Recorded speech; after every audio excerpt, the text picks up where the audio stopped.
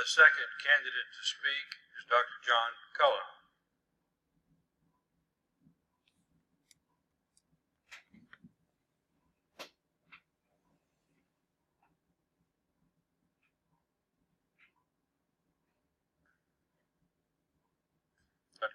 Dr. Mix, fellow family physicians, imagine the worst storm you've ever been in.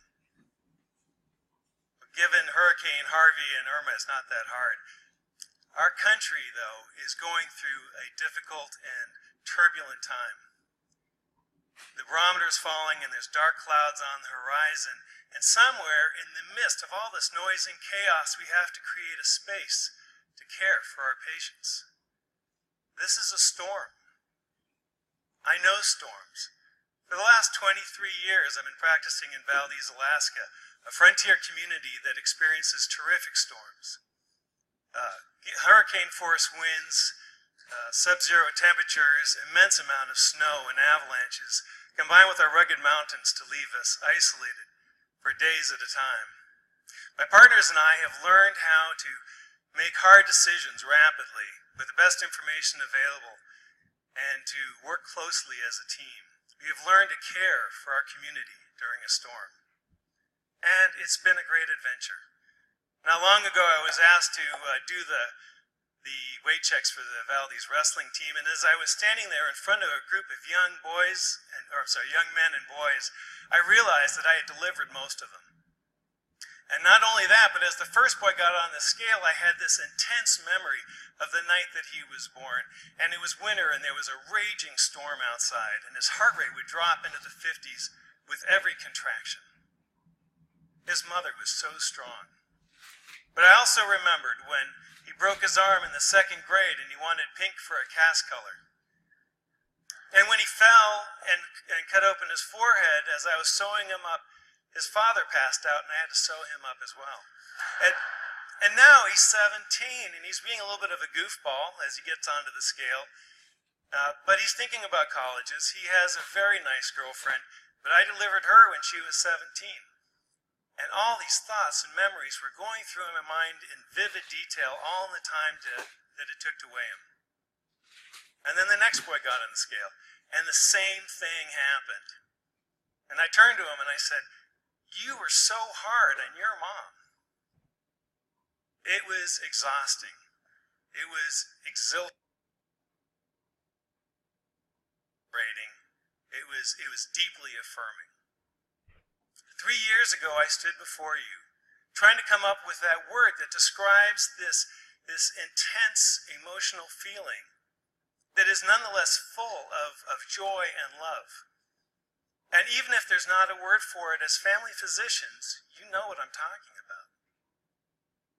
But what we do is difficult. We care for those that no one else wants to, and in places where no one else wants to go. We are the safety net. And every day we see people going through terrible tragedy. The chronic pain patient who is on large doses of narcotics. The young single mother with type 1 diabetes who has to decide between food for her family and her insulin.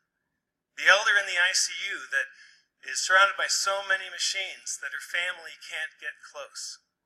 It's no wonder so many of us feel depression. It's a reflection of how our healthcare system has failed us and failed our patients. I lost my partner and mentor to suicide. He was this amazing, larger-than-life character, brilliant and dedicated. I mean, we saved lives together. And I wish you could have met him. This, more than any other event, has led me to stand in front of you today. The Academy and many people in this room sustained me during that very difficult time. Members of my state academy intervened in my community, and I learned that advocacy, taking control of our fate, helps relieve the cynicism of burnout. I owe all of you and our academy a great deal. You are my community. And I remember thinking in my grief and anger and guilt, not one more physician are we going to lose. So I decided to do something about it. Serving on the state medical board allowed me to protect other physicians who are at risk. Serving on an advisory committee for Health and Human Services allowed me to explore healthcare systems around the country and to advocate on behalf of the physicians within those communities as well as for family medicine in DC. Teaching our medical students and residents, actually bringing them into our clinic and into our home, has allowed me to teach work-life balance and physician wellness. And this is what I've learned. We must help our members be resilient in the face of our dysfunctional system. But more than that, we must have the employers, the vendors, the payers value our members and become our allies in the prevention of burnout. But even more than that, we must fix our dysfunctional system. It is unstable, it is unsustainable, and it does not serve our patients well. We must champion our diversity.